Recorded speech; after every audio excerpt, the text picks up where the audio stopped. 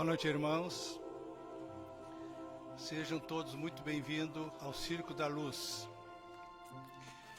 A noite de hoje, como todas as quintas, é considerada trabalho para a desobsessão coletiva. A desobsessão é um processo de libertação de nós, nesse plano, nós encarnados, da influência malévola de espíritos que ainda vibram na cobrança, na dor, e querem também que nós estejamos com ele. Então esse trabalho, ele é dirigido para todos nós que viemos aqui realmente para uma mudança de estágio, de vibração. E esse trabalho tem muita importância para todos nós que viemos aqui em busca dessa assistência. O trabalho se desenvolve com um comentário do Evangelho e ter essa vivência. Então convidamos a todos para os inícios do trabalho. Invocamos a Deus assistência que através da equipe espiritual que dirige essa casa, para que possamos aproveitar esta noite da melhor forma possível.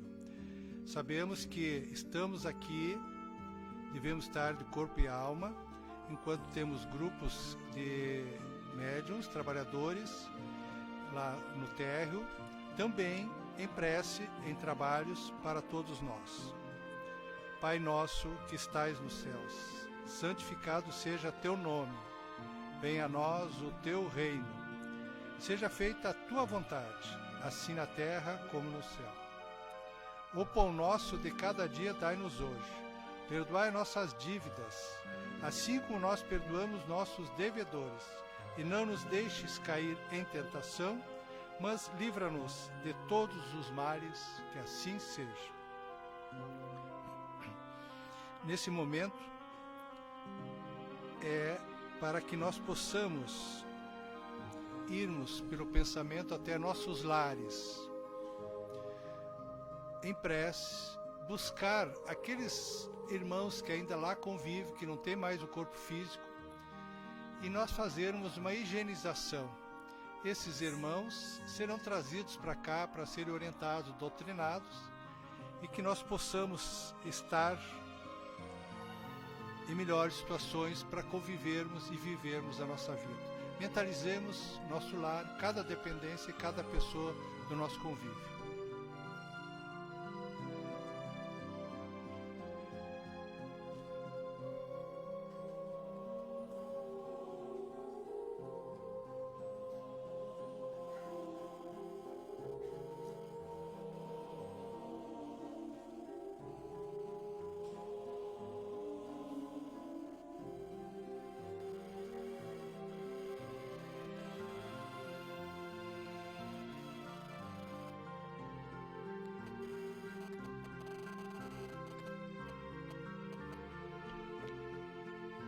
Retornando a esta casa,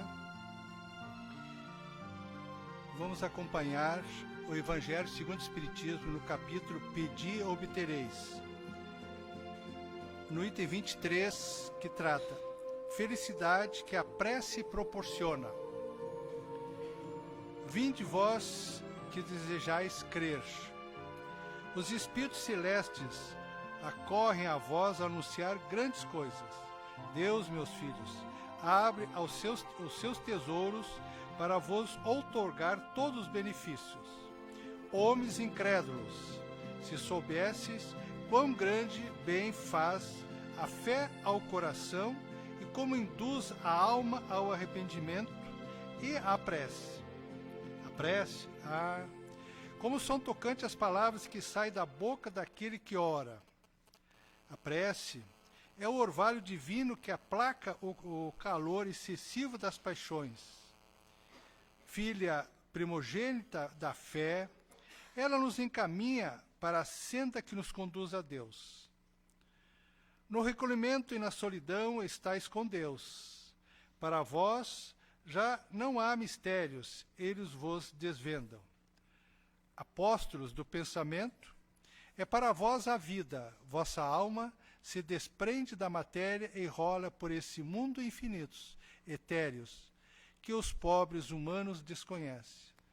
Avançai, avançai pelas veredas da prece, ouvirei as vozes dos anjos. Que harmonia! Então o Evangelho, através de Santo Agostinho, nos conclama a valorizarmos a prece. Toda vez que nós estamos em prece, nós expandimos o nosso ser, a nossa aura, e nos blindamos contra qualquer tipo de influência.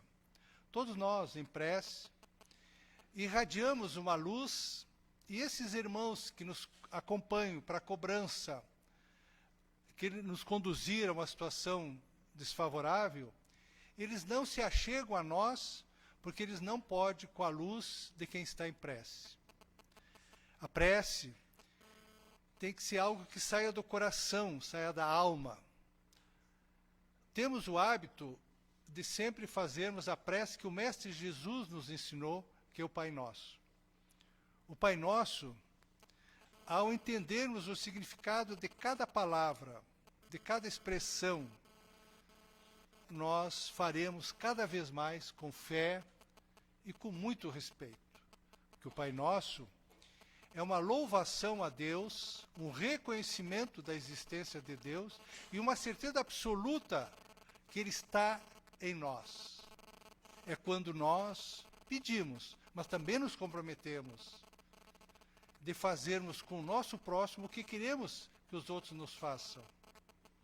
A prece faz com que nós saiamos de uma rotina de tormentos, de maus pensamentos, porque quando em prece, verdadeiramente, ninguém pode baixar a vibração, a não ser que a gente começa, Pai Nosso que está no céu, amém, já pensando na novela, no futebol ou na janta.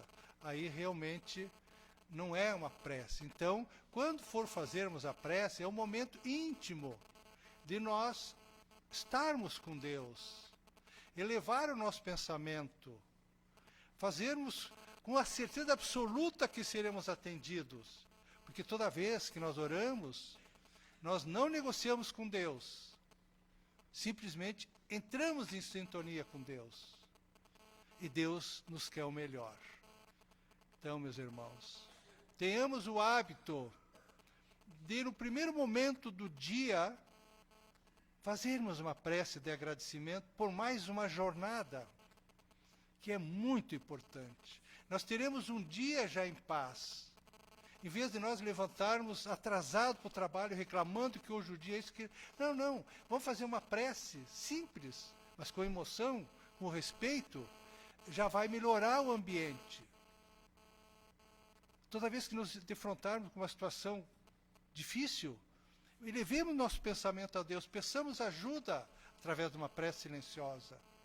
Ao deitar, vamos fazer o balanço, vamos agradecer a Deus a oportunidade do dia, vamos dormir com uma prece. Automaticamente estaremos em boas companhias. A prece, além da prática da caridade, é o que nós temos à nossa disposição. Que assim seja. Passamos a palavra ao nosso irmão Paulo, que é trabalhador da casa. Ele vai nos trazer as causas atuais das nossas aflições. E vamos vibrar para que ele possa trazer com todo carinho o que ele preparou com muito esmero. Boa noite a todos, aos irmãos e às irmãs aqui presentes. Mais uma vez agradecer a Deus a oportunidade de estarmos aqui mais uma vez. Agradecer ao departamento doutrinário desta casa pela oportunidade. E junto aos agradecimentos também fazer um pedido, sim. Pedir que os mentores desta casa e deste trabalho possam me amparar para que eu possa vir a trazer a todos vocês aquilo que eu estudei para a noite de hoje. Na verdade, sempre dizemos que nós não somos palestrantes, nós somos estudantes da doutrina espírita. Nós vamos refletir essa noite sobre um tema um tanto intrigante: as causas atuais das aflições. Durante as pesquisas e os estudos realizados para o tema desta noite, escutei uma fala de um cientista famoso que usarei para introdução dessa exposição.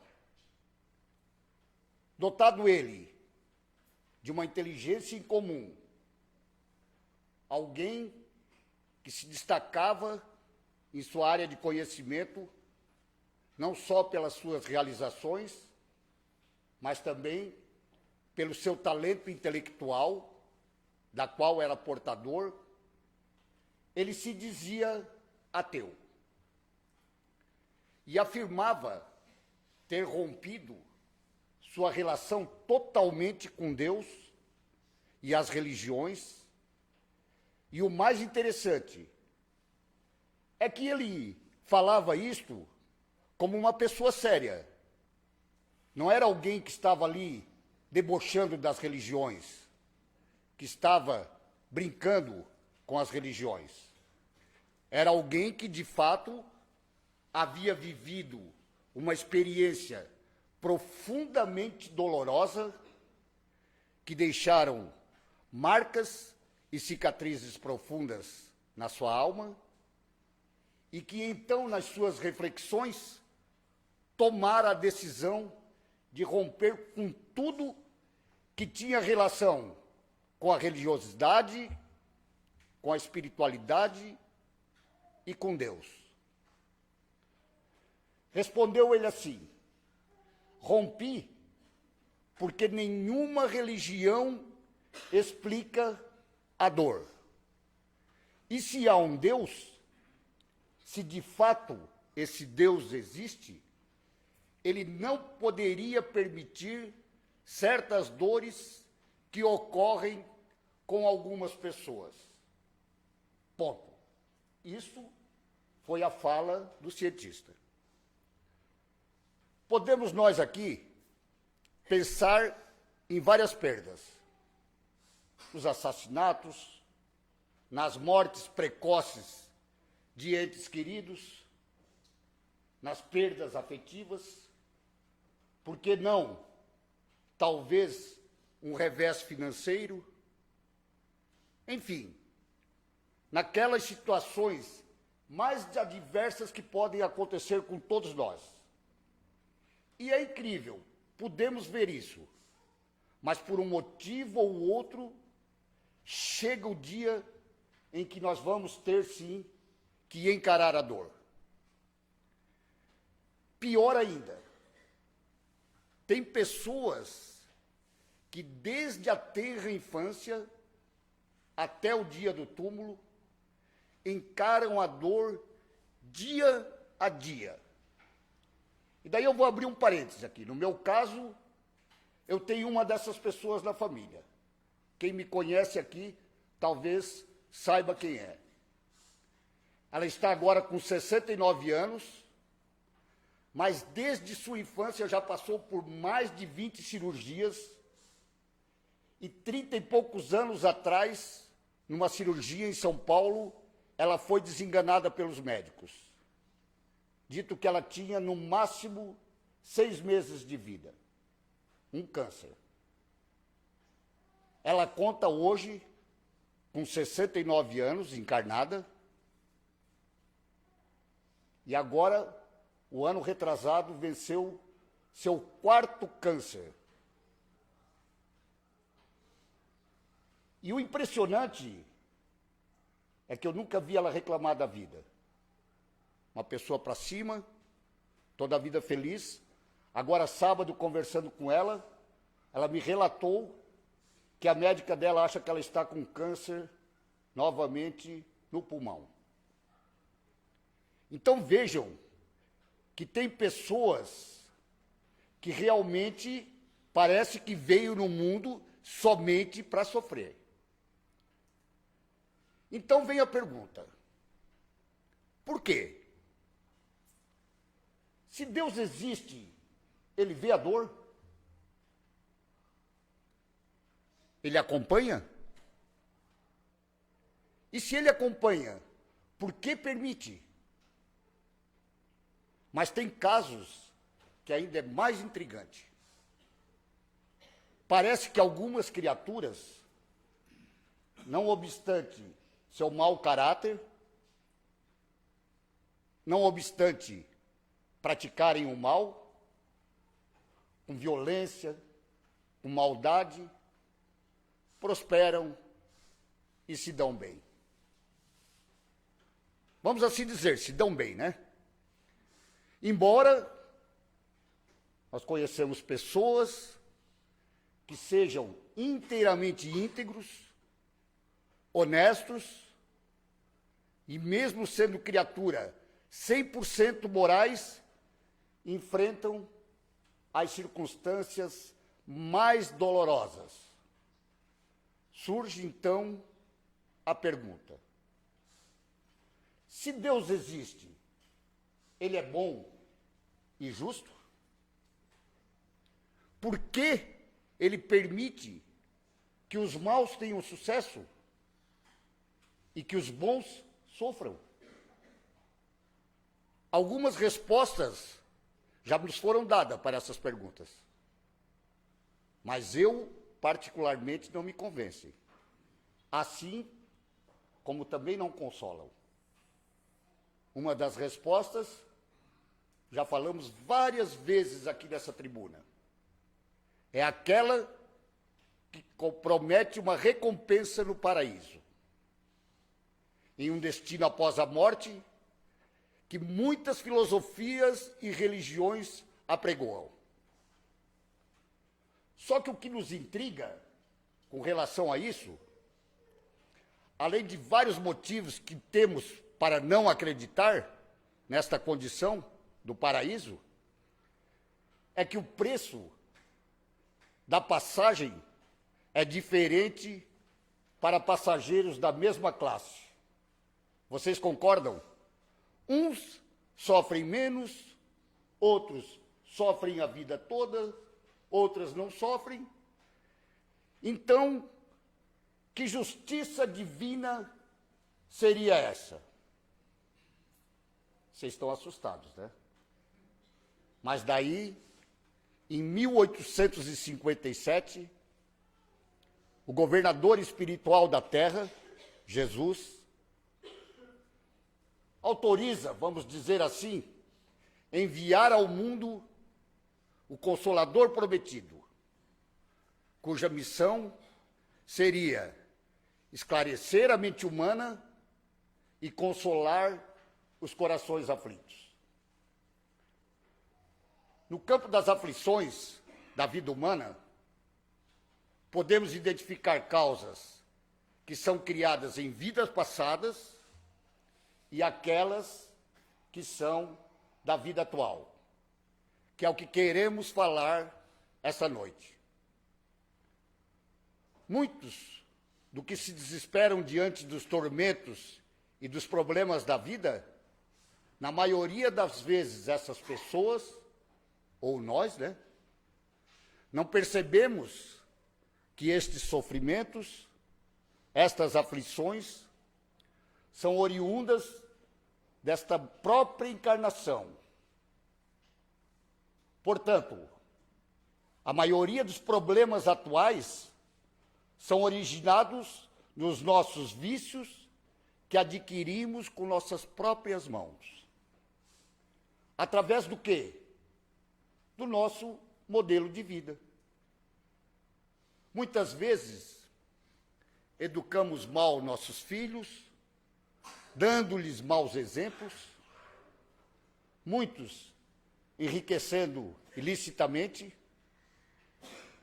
não medindo esforços e maneiras de amealhar patrimônio material, e com o passar do tempo, estes filhos queimam índios em paradas de ônibus, alegando que fizeram por achar que eram mendigos que incomodavam na região onde moravam, matam mulheres durante a madrugada, dizendo que tratavam-se de prostitutas, como se tivessem o direito de escolher quem tem direito à vida ou não.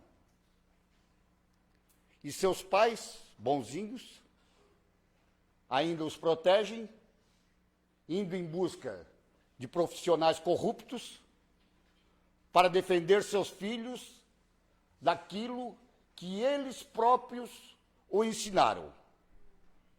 Isso, normalmente, é o que acontece quando as criaturas se afastam das leis divinas. E estas são, muitas vezes, as causas atuais das nossas aflições. Eu gostaria que vocês prestassem atenção nesse vídeo que a gente vai mostrar aqui, por favor. Uma pesquisa feita com famílias brasileiras mostra que é cada vez maior o contato das crianças com a publicidade. E, ao mesmo tempo, esse contato cria uma geração cada vez mais consumista. Eu conversei com uma psicóloga que defende maior rigidez dos pais. O Procon lançou até uma cartilha com dicas para os mais jovens controlarem as compras. Sabadão, dia de muitas famílias passearem no shopping. E se as ofertas são irresistíveis até para os adultos, imagine para as crianças. Quero uma bota da Hello Kitty. Um videogame. Mãe, compra aquilo, mãe, compra aquilo. Compra. Quem sofre são os pais, que mesmo sabendo que muitas vezes é melhor recusar, nem sempre resistem aos apelos dos filhos. Na hora de fazer compras, você se sente influenciado pelas crianças? Totalmente. Por quê? Porque a opinião delas sempre prevalece, né? Agora, daqui a um tempinho, vai ter mais um aqui que vai ser mais um formador de opinião, né? E a gente acaba cedendo. Por quê? Porque eu trabalho, meu marido trabalha, então para de alguma forma satisfazer elas. Vai mais a vontade dele pelo fato de, sei lá, são os meus filhos, eu deixo passar. De acordo com uma das poucas pesquisas realizadas sobre esse assunto no Brasil, as crianças chegam a influenciar até 80% das escolhas de compras dos pais. Roupas, calçados, alimentos e até viagens e automóveis. Nada escapa do olhar dos baixinhos. E é por isso mesmo que eles são cada vez mais o alvo preferido das empresas. O interessante é o que a psicóloga fala depois dessa matéria aí. É melhor nem comentar. Eu até ia identificar com o nome esse pessoal, mas eu vou deixar porque nós estamos dentro de uma casa de oração. Mas se nós fizermos desta maneira, fatalmente nós vamos chegar a isso. Faz favor, Sérgio. Senhora, o seu cartão não passou. O quê? Não passou? Não acredito.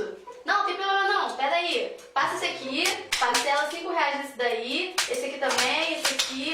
Olha, pode parcelar uns R$10 em cada cartão, vai passar. Com certeza vai passar, porque isso aí tem limite. Esse daqui também, esse aqui pode parcelar em 12 vezes também.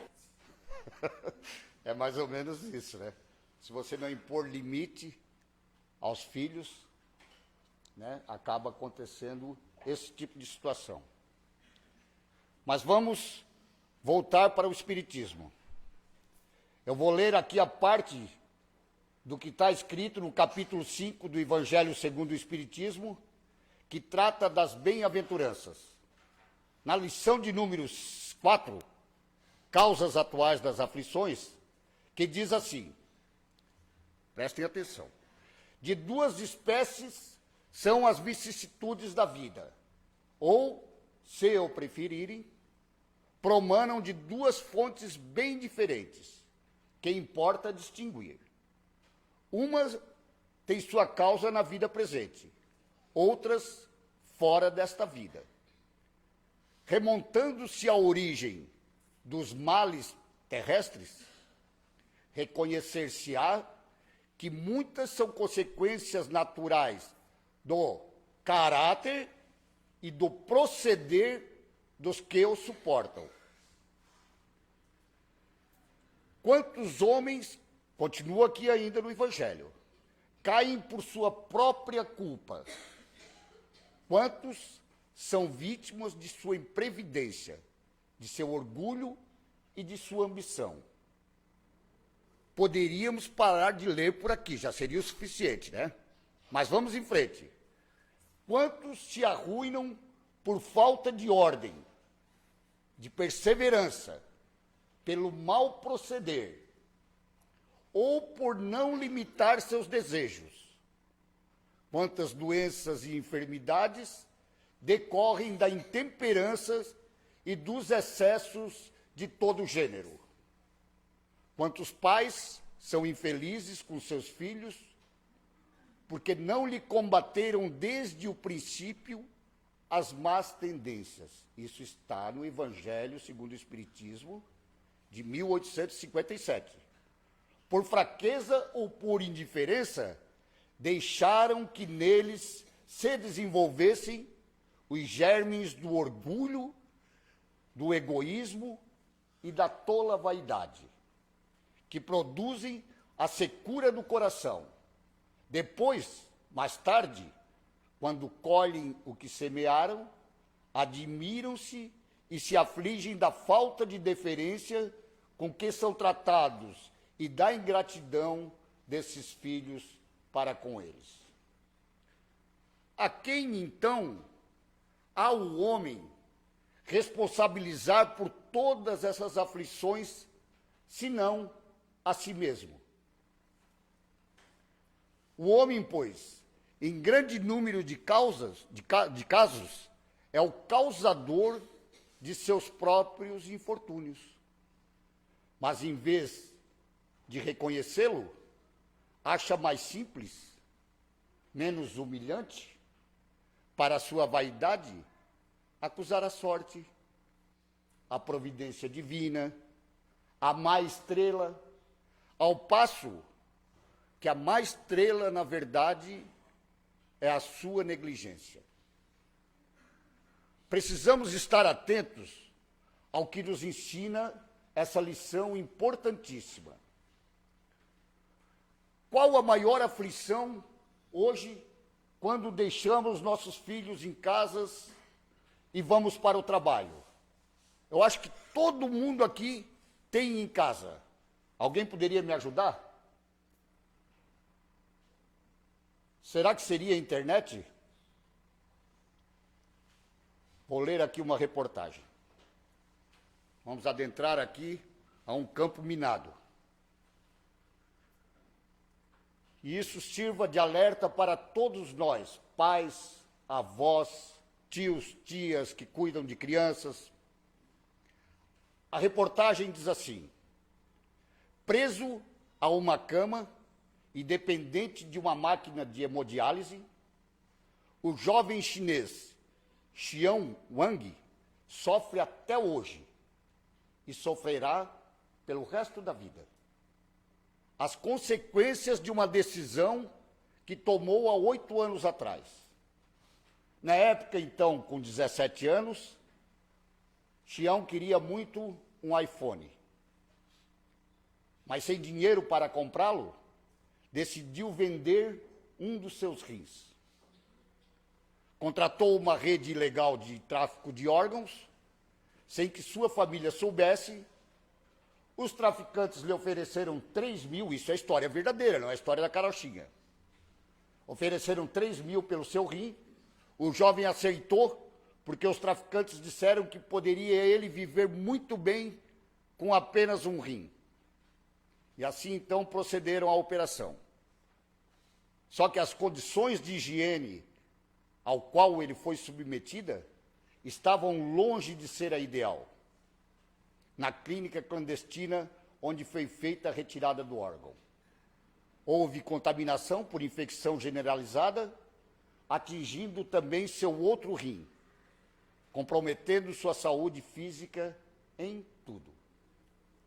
Então, este jovem, que hoje conta com 25 anos, tem que estar ligado direto a um aparelho de hemodiálise, não pode sair da cama e depende da assistência de enfermeiras e da família para sobreviver. Seu pai, ao descobrir, conseguiu então identificar os malfeitores, os traficantes, né? E conseguiu uma indenização na qual cobre as despesas médicas do rapaz, não sabe por quanto tempo. Então vejam o que é o consumismo. Gostaria também de tocar aqui numa outra situação. E essa criou-se a partir do advento da internet. Escutem a manchete de um jornal. Casos de denúncias de jovens que tiveram intimidade exposta na web dobraram a cada ano no país. A matéria inicia assim: casos são em maior número, pois a grande maioria não tem coragem de expor e fazer denúncia. Através de um tal de selfie-nude, a onda de tirar fotos de si mesmo com partes íntimas expostas, e o sexting, que é o envio de fotos nuas através do WhatsApp. Na verdade, os adolescentes da nossa época, que estão hoje por aí, a grande maioria, eles têm muito mais informações através do Google e das redes sociais do que de qualquer outra maneira.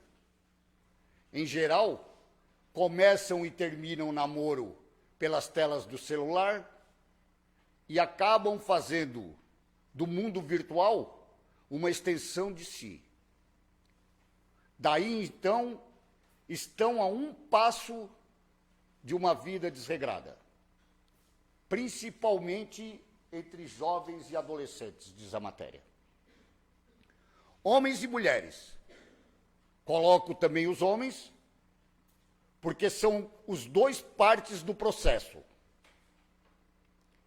Eu tive a oportunidade de ver agora um especial nessas TV paga aí, que me deixou com uma tristeza muito grande. Jovens que saem de casa, esse programa foi rodado nos Estados Unidos, tá? Que é um país que dizem que já é um povo um pouco mais esclarecido, né? Mas isso acontece nos Estados Unidos e claro que acontece em todo lugar.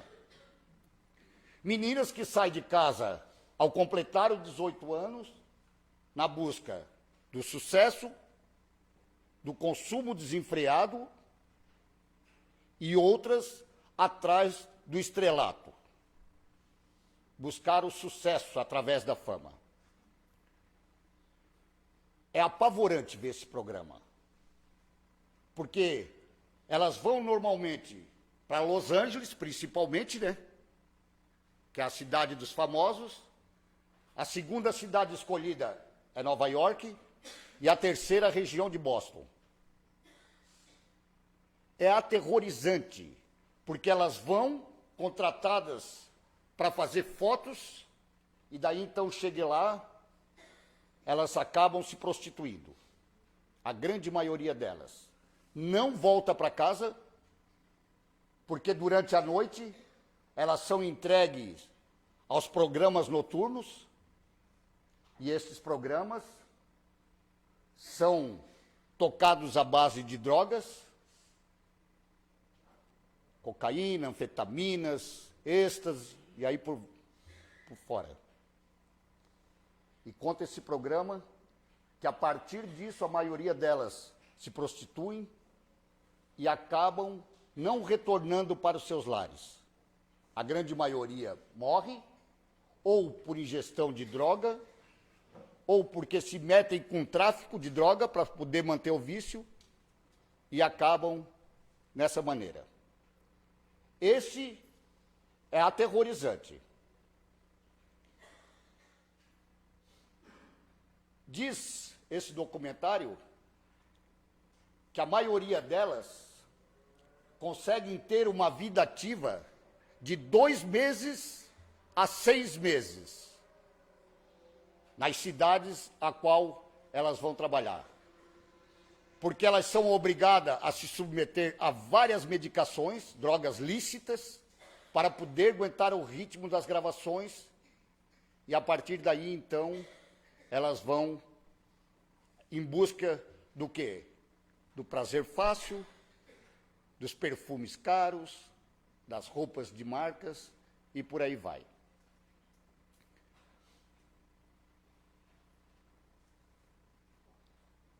Diz esse programa ainda, eles fizeram uma pesquisa durante 5 anos para depois gerar esse documentário e que conforme essas pesquisas, 90% dessas moças e desses rapazes, porque não são só as moças, acabam não retornando para os seus lares e que desse número, em torno de 30% a 40% acabam morrendo, ou por uso de droga, ou por outras coisas.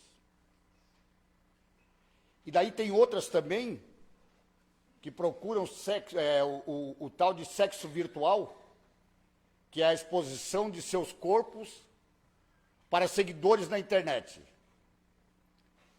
Também acabam se prostituindo, todas elas. É uma coisa triste de se falar numa tribuna de uma casa espírita? É, muito triste. Mas se faz necessário que nós estejamos alertas, porque a internet dentro de casa, ela nos dá essa possibilidade. Ela veio para o bem, mas tem que se saber usar, porque ali também está o mal. Segundo o Espiritismo, o consumismo pode representar um vício ou uma instabilidade emocional, e até mesmo uma relação de processo obsessivo. Segundo Joana de Ângeles, no livro Desperte e Seja Feliz, diz que o homem e a mulher contemporâneos, seduzidos pelas ambições do luxo, do lazer e dos gozos, permanecem adormecidos para os graves comprometimentos espirituais, considerando-as não relevantes. Remediam a situação íntima a qualquer instante. Transferem o pensamento e a emoção para o exterior, com grandes prejuízos da harmonia interior. Diz ela ainda, distraídos nos jogos da ilusão, aplicam seu tempo apenas na busca do prazer fácil, distanciando-se de qualquer compromisso moral e ou espiritual. O Espiritismo chega neste momento grave como resposta aos nossos anseios, nos trazendo o quê? Diretrizes para viver em paz, valorizando as coisas aos quais precisamos realmente valorizar, que é a vida espiritual, nos despindo um pouco dos bens materiais. No Livro dos Espíritos, na parte 3ª, aquela que trata das leis morais, a pergunta de número 629, que Kardec faz aos espíritos superiores, é o seguinte: que definição se pode dar da moral? Os espíritos respondem. A resposta é: a moral é a regra do bem proceder, isto é, de distinguir o bem do mal. Funda-se na observância das leis de Deus. O homem procede bem quando tudo faz pelo bem de todos. Porque então, aí ele está cumprindo a lei de Deus. Também na pergunta 631, já se encaminhando para o final, diz assim: tem meios o homem de distinguir por si mesmo o que é bom e o que é mal? E a resposta é sim, quando crê em Deus e o quer saber. Deus lhe deu a inteligência para distinguir um do outro. Também no Evangelho segundo o Espiritismo, no capítulo 14, honrai o vosso pai e a vossa mãe, na lição de número 9 diz assim: lembrai-vos que cada pai e cada mãe Deus perguntará: que fizestes do filho confiado à vossa guarda? Se por culpa sua ele se conservou atrasado, tereis como castigo vê-lo entre os espíritos sofredores, quando de vós dependia que fosse um espírito ditoso. E a lição segue ainda dizendo que, cheio de remorsos, pedirei a Deus para que eu possa reparar a vossa falta na oportunidade de uma nova encarnação. Então, para encerrar, eu acho que alguém aqui, muitos já tiveram a oportunidade de ver, aquele padre bonitão, aquele, como é o nome? Vocês sabem, né? Fábio de Mello, esse aí mesmo. Ele se refere ao que o Monsenhor Jonas Abib mencionava há 30 anos atrás. Não sei se os irmãos aqui presentes e as irmãs já tiveram a oportunidade desse vídeo. Então ele diz assim, que em 30 anos, que muito em breve nós teríamos um chip, e que isso há 30 anos atrás, hein? E que através deste iríamos ser rastreados e que receberíamos todas as influências do mundo através dele. Daí ele usa uma expressão, né, que diz que é o diabo que está ali, né? Como aqui na Casa Espírita nós não acreditamos em diabo, né? Nós acreditamos no bem e no mal. E ele está em nossas mãos. Porque esse chip, ele não está em nossa pele, ele não está dentro de nós. Ele está em nossa mão, no celular. Que nós recebemos todo através dos nossos celulares. Aquilo que é de bom e aquilo que é de ruim. Nós teremos que ter a capacidade de escolher o que é bom e o que é ruim para nós. Fica a nosso critério. Então, para encerrar, como foi um pouco pesada a palestra, eu vou mostrar um videozinho aqui para ver se nós conseguimos divertir um pouquinho. Faz favor, Sérgio.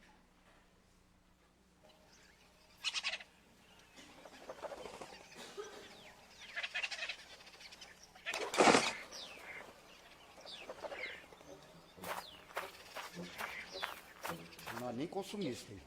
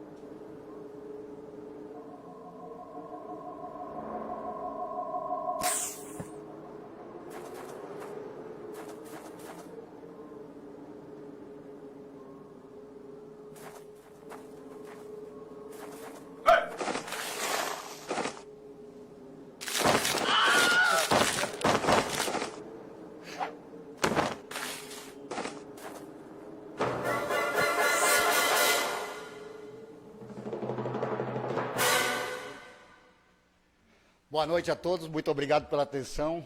Um ótimo retorno aos seus lares. Que assim seja.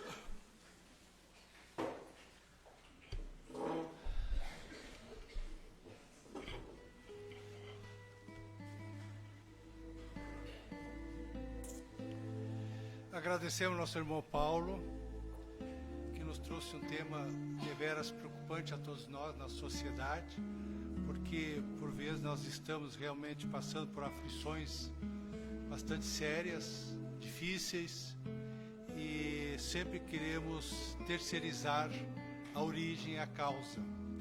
E a mensagem do Evangelho é bem clara: nós colhemos o que plantamos, ou colhemos aquilo que nós não plantamos. A colheita sempre vai ser obrigatória. Que possamos pensar e meditar nos nossos atos e termos o discernimento que pode nos prejudicar ou prejudicar alguém. Que Deus Pai te proteja, meu irmão, que tu continuas nesse estudo para nos trazer essas mensagens. Agora é o momento de que nós vamos pedir à equipe espiritual pela magnetização das águas. As águas que nós trouxemos aqui, para que seja colocados a medicação que nos fará o restabelecimento físico e espiritual. A água é o único elemento da natureza que retém toda aquilo que nós viemos em busca do plano espiritual. Ela nos torna realmente uma medicação, que ela vai nos ajudar conforme a nossa necessidade e o nosso merecimento. Essa água deverá ser ingerida em jejum, antes do almoço e ao deitar, sempre elevando uma prece de agradecimento e de pedido.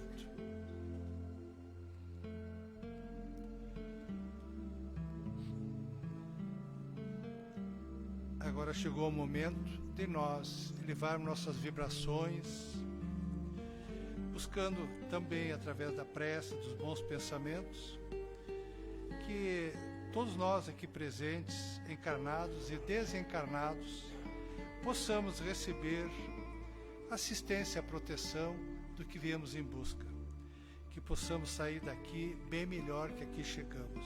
Com a certeza, a convicção que foi uma noite muito proveitosa, e junto de nós tem uma equipe espiritual que está fazendo esse trabalho em nosso benefício. Feito essa vibração a outros, é o momento de nós recebermos, através do passe, o equilíbrio, para que nós possamos ser os melhores que fomos ontem. A ponderação, o discernimento. E o passe coletivo nos remete a isso, a um reequilíbrio, um realinhamento dos nossos centros vitais. Todos nós recebemos pelos centros vitais que comandam o nosso corpo físico e espiritual a nossa jornada nesta dimensão. Rogamos a equipe que dirige esta casa, esse trabalho, que derrame sobre todos nós essas bênçãos, essa medicação, o equilíbrio que tanto nós precisamos no nosso dia a dia, e que possamos levar para os nossos lares, para as pessoas que nós temos ao nosso derredor.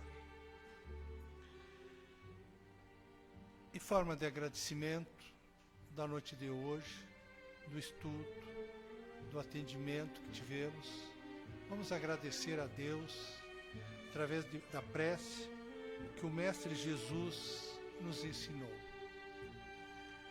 Pai nosso que estais nos céus, santificado seja teu nome, venha a nós o teu reino, seja feita a tua vontade, assim na terra como no céu. O pão nosso de cada dia dai-nos hoje, perdoai nossas dívidas, assim como nós perdoamos os nossos devedores. E não nos deixes cair em tentação, livra-nos de todos os males, que assim seja.